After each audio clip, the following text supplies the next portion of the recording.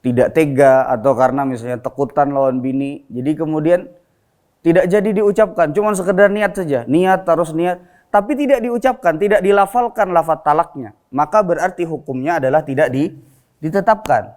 Bismillahirrahmanirrahim. Assalamualaikum warahmatullahi wabarakatuh. Alhamdulillahirabbil alamin wa bihi nasta'inu ala umurid dunya waddin. Wassalatu wassalamu ala asyrafil anbiya'i wal mursalin wa ala alihi wa ashabihi wa man tabi'ahum bi ihsanin ila yaumiddin. Amma ba'd.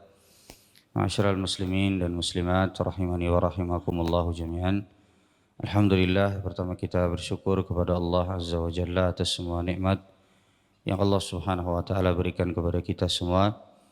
Kita memohon kepada Allah Subhanahu wa taala semoga Allah Subhanahu wa taala memberikan kepada kita keikhlasan.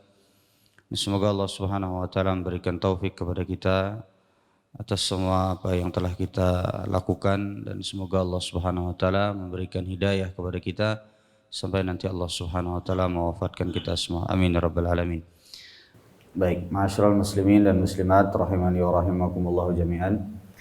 Kita akan melanjutkan kajian kita pada kesempatan pagi hari ini, subuh kali ini, berkenaan dengan qawaid fiqhiyah atau kaidah-kaidah dalam ilmu fikih, yang pada pertemuan yang telah lalu kita telah membahas tentang salah satu atau sebahagian dari penjelasan kaidah fikih yang kubra yang pertama, atau kaidah fikih yang besar yang pertama, yaitu adalah berkenaan dengan al-umuru bimaqasidiha, segala sesuatu, segala perbuatan baik perkataan yang keluar dari seorang hamba bimaqasidiha, berdasarkan dengan maksudnya atau berdasarkan dengan niatnya. Artinya hukum perbuatan seorang hamba itu tergantung kepada niatnya, baik itu berkaitan dengan sah atau tidaknya, ataupun juga berkaitan dengan banyak atau sedikitnya pahala yang didapatkan oleh seorang hamba dari amalan yang dikerjakannya, maka itu tergantung kepada niatnya.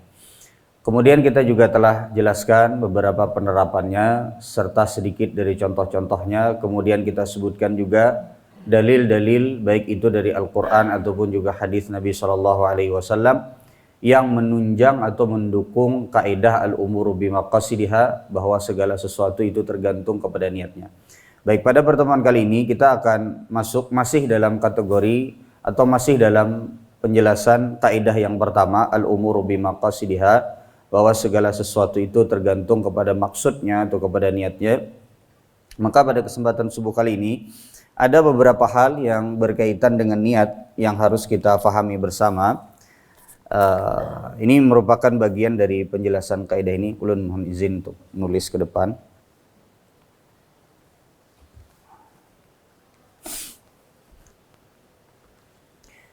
Ya. Jadi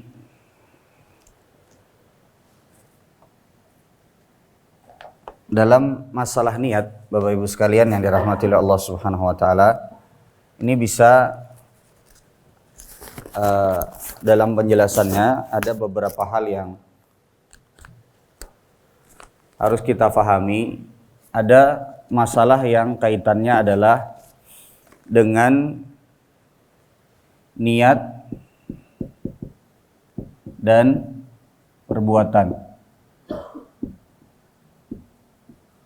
Maka berkenaan dengan niat dan perbuatan, kan ada yang namanya niat, kemudian setelah itu baru dibarengi dengan perbuatan. Maka ada beberapa hal yang berkaitan dengan niat dan perbuatan bila dia terpisah. Baik, yang pertama adalah bila ada niat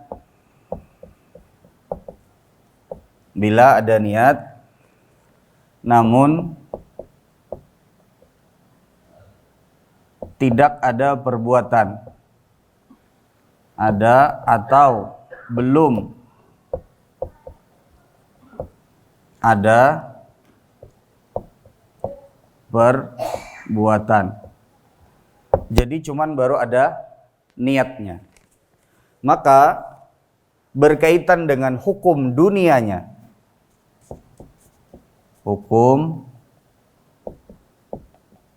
dunianya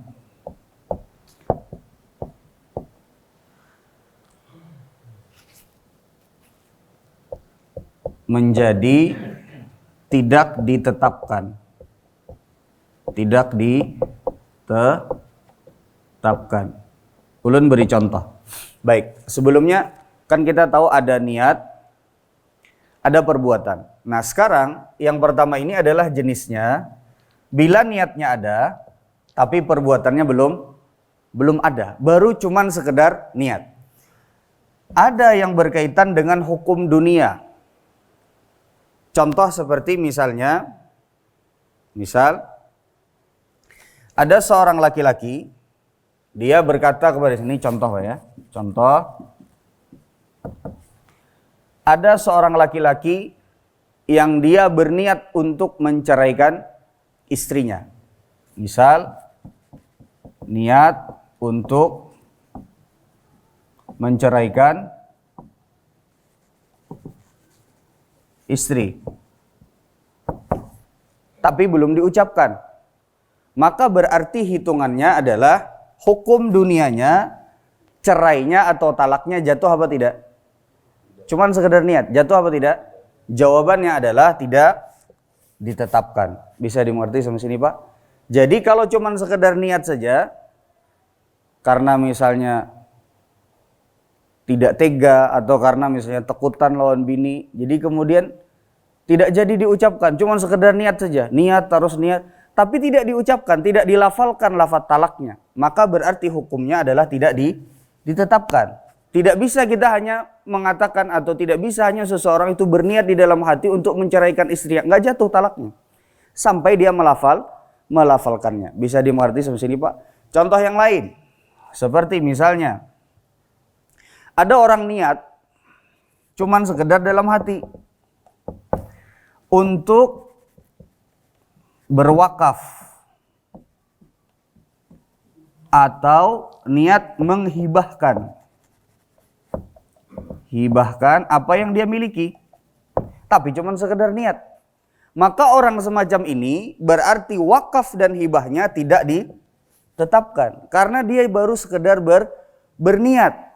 Ada pang terniat hendak menghibahkan, misalnya hendak menghibahkan tanah atau mewakafkan tanah, tapi diniat dalam hati saja, belum sampai diucapkan, belum sampai ada akad wakafnya, maka berarti hukumnya adalah tidak ditetapkan. Bisa dimengerti sampai sini, Pak? Kalau orang cuma niat nggak bisa pian tuntut. Oh, ikam semalam tuh ada berniat bahwasanya ikam hendak mewakafkan tanah, nggak bisa, karena memang belum dilafalkan, belum ada perbuatan. Nah, sehingga di sini bila ada niat namun tidak ada atau belum ada perbuatan, maka hukum dunianya dia tidak bisa dituntut karena perbuatannya tidak bisa ditetapkan hanya sekedar dengan niat. Bisa dimengerti sampai sini, Pak? Nah, ini kalau seandainya ada niatnya namun tidak ada atau belum ada perbuatannya, maka hukum dunianya tidak ditetapkan. Bisa dimengerti sampai sini, Pak? Baik. Sudah? Ulun hapuslah. Bolehlah? Baik. Ini yang pertama. Kemudian yang kedua, lawannya dari yang pertama. Kalau perbuatannya ada, tapi niatnya belum ada. Perbuatannya ada, niatnya belum ada. Bagaimana hukumnya? Nah, ini jenis yang kedua. Lawan dari jenis yang pertama. Kalau yang kedua ini berarti perbuatannya ada, niatnya belum ada. Atau niatnya tidak ada, atau niatnya tidak jelas. Yang kedua adalah perbuatannya ada, tapi niatnya tidak ada. Baik. Jadi perbuatannya ada tapi niatnya tidak ada. Nah, ini Bapak Ibu sekalian yang dirahmati oleh Allah Subhanahu wa taala terbagi menjadi dua. Satu, yang hukumnya ditetapkan meskipun niatnya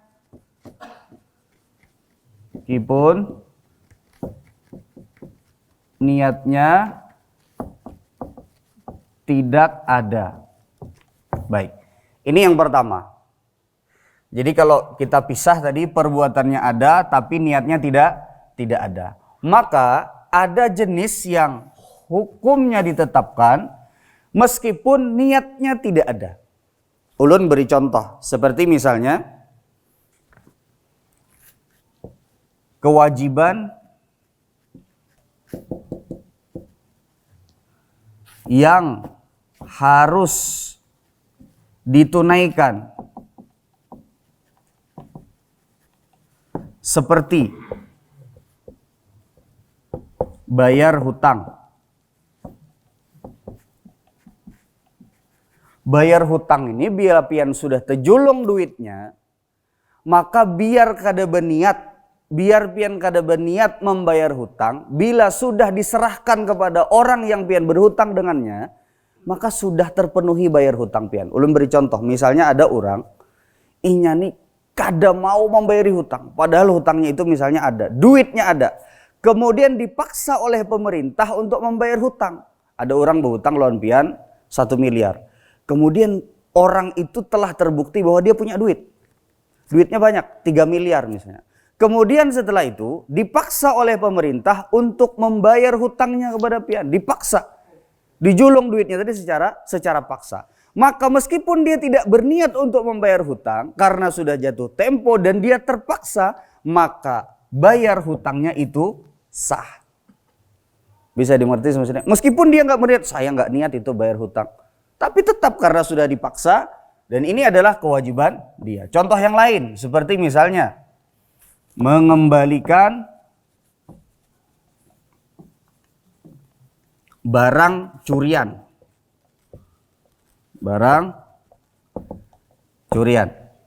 Contoh seperti misalnya ada orang ke masjid, datang sandal kapit, bulik bersandal yang harat. Kemudian sampai di tengah jalan, misalnya 100 meter dari Masjid Al-Faruq misalnya, sekalinya kada ingat, tak tinggal dompet di masjid, terpaksa babulik pulang. Babulik pulang, sekalinya orang nang ampun sandal sudah menghadang di muka masjid. Yang ampun sandal sudah menghadang di muka masjid. Oh, sekalinya ini sandalku. Lalu pura-pura tepa huruf tadi, padahal jelas benar lain sandalnya. Lalu ujar yang ini akhirnya sudah diambil. Nah, yang demikian ini sah mengembalikan barang curiannya meskipun dia tadi nggak niat untuk mengembalikan. Bisa dimengerti semacam ini, Pak? Bisa dimengerti? Jadi ada hal-hal yang semacam seperti kewajiban yang harus ditunaikan, seperti bayar hutang, mengembalikan barang curian. Ini nggak perlu kepada niat. Bahkan kalau dia mengembalikannya, membayar hutang tanpa ada niat, maka sah bayar hutangnya. Bisa dimengerti semacam ini, Pak? Baik. Sudah? Bisa dimengerti? Baik, ulun beri contoh yang lain atau gambaran yang lain. Seperti misalnya perbuatan yang tidak ada ihtimal. Ihtimal itu artinya bahasa kita tuh pakai kemungkinan yang lain. Cuman ada satu kemungkinan saja. Perbuatan yang tidak ada ihtimal atau tidak ada kemungkinan yang lain. Ulun beri contoh. Jadi ada perbuatan, Bapak Ibu sekalian yang dirahmati oleh Allah Subhanahu wa taala, yang itu tidak dilihat kepada niatnya. Meskipun pian tidak berniat tapi tetap sah, dihukumi hukum dunianya. Ulun beri contoh. Misal berjual beli. Jual beli kemudian pian, nah, ku jual lah lawan orang yang hendak menukari barang pian, ku jual lah. Ujar yang menukari, nah, ku tukar duit sudah dijulung. Lalu kemudian setelah itu pian balik ke rumah. Lalu ujar pian, tadi perasaan aku kada berniat menjual barang tadi. Kan ada kita sudah, padahal kada berniat aku menjual barang tuh. Atau misalnya kadang-kadang, padahal kada berniat tadi aku nukar barang tuh. Melihat di Shopee, melihat di marketplace. Wah, pina bagus barangnya. Lalu tepicik, kemudian setelah itu. Tepicik dia dengan sadar. Ditransfer duitnya pun dengan sadar. Setelah barangnya datang, baru, padahal aku kada berniat nukarnya aja. Pernah lah pian gitu lah. Padahal aku kada berniat nukar. Itu sudah yang namanya jual beli. Tidak ada kemungkinan lain. Itu pian melakukannya dengan sadar meskipun misalnya tidak dengan sepenuh hati. Bisa dimengerti sampai sini, Pak? Kemudian yang lain, contohnya seperti jadi jual beli itu kan tidak ada tidak ada kemungkinan lain. Kalau sudah tukar, jual, beli, pian dalam keadaan sadar, pian dalam keadaan ridho, sudah selesai jual belinya kada kawa lagi pian. Pinanya tadi aku kada berniat pang menukar nih, tidak berniat pang menjual nih, kada kawa lagi. Itu sudah terjadi jual belinya. Yang kedua, contoh yang lain misalnya seperti perbuatan yang tidak ada ihtimal atau kemungkinan lain. Seperti misalnya ada orang, Pak, datang lalu ujar pian, ahlan wa sahlan. Tahu ahlan wa sahlan artinya, Pak? Ahlan wa sahlan. Kalau kita kan bisa ahlan wa sahlan, selamat datang wahai saudaraku. Ini ada orang begayaan. Ahlan wa sahlan, selamat datang wahai seorang pezina, misalnya begitu. Ini terhitung sebagai qadzaf. Qadzaf itu artinya apalah? Menuduh orang. Dan di dalam Islam yang namanya qadzaf, menuduh orang dengan tuduhan zina, itu hukumannya adalah cambuk 80 kali. Ujar pian, kada aku begayaan aja, kada kawa, Pak. Selama lafaz tersebut pian ucapkan, maka ini tidak bisa terhitung sebagai bercanda dan begayaan, kada kawa, Pak. Maka tetaplah hukumnya kalau sudah masuk persidangan, sudah ada saksinya, misalnya sudah ada bukti-buktinya, pian mengucapkan dengan kalimat tersebut, maka tetaplah pian harus dihukum sebagai 80 kali dicambuk. Kada kegampangan, Pak, begayaan aja itu. Kayak apa kabar wahai pezina misalnya. Ini termasuk dari kalimat yang terhitung kepada qadzaf. Makanya ya Bapak Ibu sekalian yang dirahmati oleh Allah Subhanahu wa taala, ini adalah termasuk dari sesuatu yang perbuatan yang tidak ada ihtimal atau kemungkinan lain. Baik. Ya, Allah Subhanahu wa taala berfirman dalam surah An-Nur ayat yang keempat, walladzina yarmunal muhsanati tsumma lam ya'tu bi arba'ati syuhada fajliduhum 80 jaldah. Bagi mereka yang menuduh orang-orang yang beriman berzina atau wanita-wanita yang terjaga berzina, maka hendaklah dia mendatangkan 4 orang saksi. Bila mereka tidak bisa mendatangkan 4 orang saksi, maka fajliduhum 80 jaldah. Maka cambuklah mereka dengan jumlah 80 kali cambuk. Bisa dimengerti sampai sini, Pak? Kada kawa kita misalnya, aku kada berniat tadi menuduh ikam berzina, kada kawa. Selama lafaz tersebut sudah keluar, maka terhitung sebagai qadzaf. Baik, bisa dimengerti sampai sini, Pak? Baik, kemudian yang berikutnya, hukumnya ditetapkan meskipun niatnya tidak ada. Ini tadi adalah misal seperti menuduh orang berzina. Maka ini termasuk dari yang meskipun pian katakan saya tidak berniat, enggak, tapi hukumnya ditetapkan. Baik. Kemudian yang berikutnya, ada juga yang tidak memerlukan kepada niat, meninggalkan maksiat. Jadi meninggalkan dosa itu, Pak. Meninggalkan dosa itu hukum asalnya meskipun pian tidak berniat untuk meninggalkan dosa tersebut, kalau pian tinggalkan maka sah. Tapi kalau pian mau cari pahala, maka niatkan karena Allah. Tapi cukup dengan pian meninggalkan dosa tersebut. Misal seperti ada minum-minuman keras, kemudian setelah itu pian mau minum, kemudian pian tinggalkan. Cukup pian tinggalkan minuman keras tersebut, lepas pian dari dosa. Ini nggak perlu pada niat. Saya niatnya belum betul meninggalkan minuman-minuman keras ini. Bismillah minum aja gini dulu. Kada kawa. Nggak bisa. Meskipun pian niatnya, ulun kayaknya belum bujur-bujur berniat pang meninggalkan ini. Nggak bisa. Tidak bisa pian menunggu sampai betul-betul berniat untuk meninggalkan baru ditinggalkan, enggak. Sesuatu yang haram yang pian konsumsi misalnya, atau misalnya perbuatan riba. Pian begawi di tempat di mana ada ribanya. Maka kemudian ujar pian, belum berniat, belum satena meninggalkan. Kada kawa, tinggalkan. Meskipun pian belum betul-betul berniat untuk meninggalkannya, maka kewajiban pian adalah meninggalkan. Meskipun niat pian belum terkumpul secara seutuhnya untuk meninggalkan. Bisa dimengerti sampai sini, Pak? Baik. Jadi meninggalkan maksiat ini tidak memerlukan kepada niat. Tapi kalau pian mau dapat pahala, maka berarti niatkan karena Allah. Tapi kalau pian mau terlepas dari dosa, cukup pian meninggalkan maksiat. Kada usah gin berniat. Kalau cuman sekedar untuk lepas dari dosa. Bisa dimengerti sampai sini, Pak? Baik. Kemudian yang berikutnya, ada beberapa perkara juga yang ditetapkan di dalam Islam sebagai sesuatu yang meskipun tidak berniat, secara serius, maka dihukumi hukumnya sah. Seperti misalnya ada apa Pak? Nikah, cerai, dan rujuk. Nah ini kada kau begegayaan Pak. Nikah terkumpul saksinya semua, kemudian setelah itu ada ijab kabulnya, ada maharnya, kemudian setelah selesai akad nikah, bapadah lawan kuitan bibiniannya, ulun tadi begayaan aja Pak Hajai, karakawa. Itu sudah terjadi. Maka nikah ini kata Nabi SAW, hazluhunna jiddun wa jidduhunna jiddun. Bercandanya itu terhitung serius, ditetapkan hukumnya. Atau misalnya ada orang yang begayaan, lawan bini kemudian mengucapkan, wahai istriku, misalnya, naudzubillah min dzalik, wahai istriku, ikam aku talak, ikam aku cerai. Menangis bini, tapi aku begayaan aja, kadakawa. Itu jatuh talak satunya. Karena meskipun itu begayaan, tapi tetap terhitung sebagai sesuatu yang dihitung serius di dalam syariat kita. Bisa dimengerti seperti ini Pak. Begitu pula dengan rujuk. Nah ini kadakawa begayaan. Meskipun jarpin, aku kada berniat serius tadi menceraikan ikam. Tidak, tetap jatuh hukumnya sebagai sesuatu yang ditetapkan dan dihitung sebagai talak satu. Bisa dimengerti sampai sini Pak? Baik, ulun coba ulangi masalah yang baru saja kita bahas. Baik. Ini tadi kan yang pertama niatnya ada, perbuatannya belum ada. Hukumnya tadi secara duniawi telah kita bahas. Yang kedua adalah perbuatannya ada, tapi niatnya tidak ada. Ini terbagi menjadi dua. Yang pertama adalah hukumnya ditetapkan meskipun niatnya tidak ada. Contohnya seperti kewajiban yang harus ditunaikan, seperti bayar hutang, mengembalikan barang curian. Ini meskipun pian kada berniat, tetap balikakan.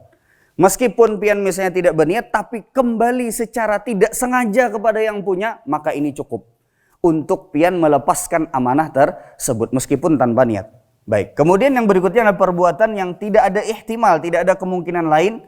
Contoh seperti menuduh orang lain berzina. Wahai seorang pezina, wahai misalnya kawanku seorang pezina misalnya, pian menuduh orang lain dengan kalimat tersebut, maka ini sudah terhitung menuduh orang lain yang harus pian datangkan 4 saksi, yang kalau tidak bisa pian mendatangkan 4 saksi, maka berarti pian dihukum sebagai hukuman cambuk sebanyak 80 kali sebagaimana di surat An-Nur tadi ayat yang keempat. Kemudian yang berikutnya contohnya adalah meninggalkan maksiat. Ini tidak perlu kepada niat, tapi kalau pian niatkan karena Allah, maka pian akan mendapatkan pahala. Baik. Kemudian yang berikutnya ada beberapa perkara yang di dalam Islam yang meskipun tidak berniat serius, tapi tetap dihukumi bahwa hukumnya ditetapkan. Itu adalah nikah, cerai, dan rujuk. Jadi tidak bisa main-main di dalam nikah, tidak bisa bergegayaan di dalam nikah, kemudian juga tidak bisa cerai juga bergegayaan. Makanya Bapak Ibu sekalian yang dirahmati oleh Allah Subhanahu wa taala, nah ini adalah perkara yang berkaitan dengan perbuatannya ada tapi niatnya tidak ada, tapi hukumnya ditetapkan. Bisa dimengerti sampai sini Pak? Sudah? Baik. Ulun berpindah kepada yang kedua. Yang kedua ini adalah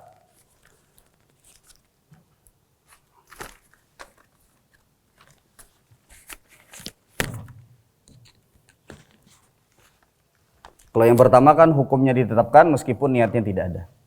Yang kedua, sebelah sini Pak lah. Jadi, ya, hukumnya tidak ditetapkan. Ditetapkan sampai ada niatnya. Baik. Jadi kita kotaki nih Pak lah. Ini yang pertama. Ini alif, ini ba. Nah, ini ba-nya. Hukumnya tidak ditetapkan sampai ada niatnya. Ulun beri contoh. Seperti misalnya, jadi hukumnya tidak ditetapkan sampai ada niatnya.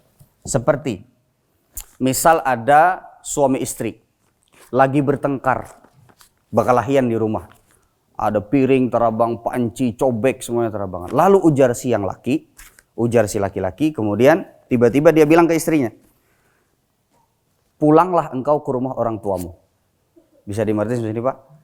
Pulanglah engkau ke rumah orang tua. Bulik ikam ke rumah kuitan ikam.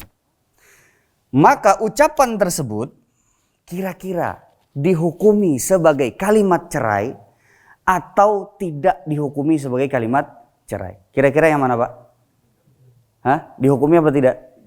Jawabannya dikembalikan kepada niatnya. Kalau ada niat menceraikan istri dengan kalimat menyuruh pulang tadi, maka ditetapkanlah hukumnya. Tapi sampai memang betul-betul ada niatnya. Bila tidak ada niat, misal dia suruh pulang istrinya untuk supaya membutuhkan dia waktu untuk menenangkan diri. Saya perlu waktu, kamu juga perlu waktu untuk menenangkan diri. Kamu pulang ke rumah orang tuamu, aku juga di sini sama anak-anak misalnya. Kamu pulang ke rumah orang tuamu atau misalnya bawa anak-anak, kita perlu waktu untuk merenung 1-2 hari. Dan tidak ada sama sekali dia niat untuk menceraikan istrinya. Berarti jatuh apa tidak talaknya?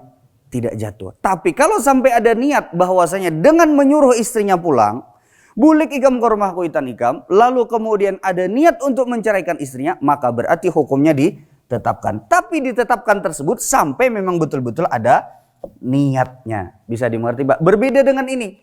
Kalau ini hukumnya ditetapkan meskipun tidak ada niat. Kalau yang ini adalah hukumnya tidak ditetapkan sampai ada niatnya. Contoh tadi seperti mengucapkan kepada istri kan, kepada istri, pulanglah engkau ke rumah orang tuamu. Pulanglah engkau ke rumah ortumu. Nah, pulanglah engkau ke rumah orang tuamu. Jadi ucapan ini disebut dengan lafadz kinayah. Kalau seandainya dia mengucapkan kalimat tersebut ada niat untuk menceraikan istrinya, maka berarti jatuh talaknya. Tapi kalau tidak ada ya berarti tidak jatuh talaknya. Sampai sini bisa dimengerti Pak? Ulun kasih contoh yang lain. Seperti misalnya, ini hukum yang tidak ditetapkan sampai ada niatnya. Ulun beri contoh. Ada barang dapatan Pak. Ada barang dapatan. Pian berjalan di muka Masjid Al-Faruq. Sampai di muka situ di jalan ada handphone. Handphonenya iPhone 13. Larang kalau Pak lah. Berapa harganya tuh kira-kira tuh? Berapa? 20-an lah. 20-an. Ini larang nih. Kita sekalian kasih contoh yang larang. Pian ambil handphonenya nih, pian ambil, lalu kemudian pian bawa berjalan. Lalu di tengah jalan, handphonenya itu, nih pian misalnya di jalan, kemudian setelah itu karena misal, ya, pian bawa, lalu pian makan di warung. Makan di warung, pian tinggal handphonenya, atau pian andak di higa, dicuntan orang handphonenya. Handphone ini tadi, iPhone ini yang harga 20 juta lebih, dicuntan orang, diambil orang. Hilang barangnya. Baik. Apakah pian wajib mengganti atau tidak? Wajib mengganti kah kadang? Jadi handphone ini pian dapat. Pian dapat, pian bawa. Pian ambil nih. Pian bawa. Pian bawa, ngopi di warung. Keasikan pian mengopi, bepandiran. Kada ingat lagi handphone tadi itu, pian andak di higa, pian diambil, dicuntan orang. Kemudian setelah itu pian tahu nang ampunnya, misalnya ampunnya fulan. Lalu kemudian pian bertemu dengan orangnya, maka apakah pian wajib mengganti atau tidak? Kira-kira gimana Pak? Wajib mengganti apa tidak? Ini ampun orang hilang nih gara-gara pian mengambil. Wajib mengganti kah kadakah? Kadakah? Baik. Kita urai masalahnya. Kita urai masalahnya. Baik. Begini Pak. Jadi begini. Nah ini kan pembahasannya tentang masalah niat. Hukum tidak ditetapkan sampai ada niatnya. Baik. Kita lihat. Apakah pada saat pian mengambil tadi, niatnya itu gasan pian mengambil, menyimpangi gasan pian. Menyimpangi gasan pian. Ini kok ambil aja ginda HP-nya nih. Berarti ini termasuk mengambil hak orang lain. Maka kalau seandainya hilang barang tersebut, wajib pian mengganti. Karena niat pian dari awal sudah ambil gasan pian. Ini gasan ko jegin, ko jual jegin, ini larang nih pian. Lalu sebelum pian menjual hilang barangnya, maka wajib pian mengganti karena itu terhitung sebagai mencuri dan gosok. Dan tangan orang yang mencuri, tangan orang yang menggosok, kalau barang tersebut hilang maka dia wajib mengganti. Bisa dimengerti sampai sini Pak? Tapi beda halnya nanti hukumnya kalau seandainya pian ngambil ini, pas pian ambil, pian niatnya untuk mengembalikan kepada si pemiliknya. Pian ngambilnya ini misalnya niatnya untuk diumumkan nanti di media sosial pian. Pian memang niatnya baik dari awal untuk mengembalikan barang tersebut kepada yang punya. Maka kalau hilang tanpa ada keteledoran dari pian, maka pian tidak wajib mengganti. Karena tangan pian adalah tangan amanah pada saat itu. Bisa dimengerti sampai sini Pak?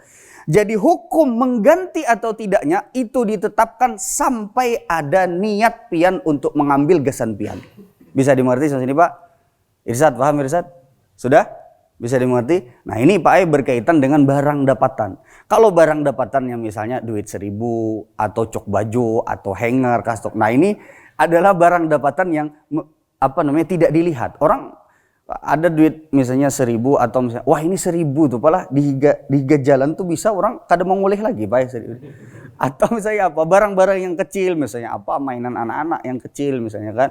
Atau misalnya apa utas-utas imitasi dan lain sebagainya misalnya dilihat kemudian. Tapi kalau barang-barang yang berat seperti itu misalnya barang-barang berharga, handphone kah, duit kah segepok misalnya kan tergugur. Misalnya di muka Masjid Al-Faruq ada tergugur duit segepok, warnanya habang pulang. Ya kan? Baru hanya dari bank nih, ampun siapa kada tahu. Lalu kemudian diambil. Kalau orang tersebut mengambil untuk supaya dia buat dirinya sendiri, berarti ini terhitung menggosok.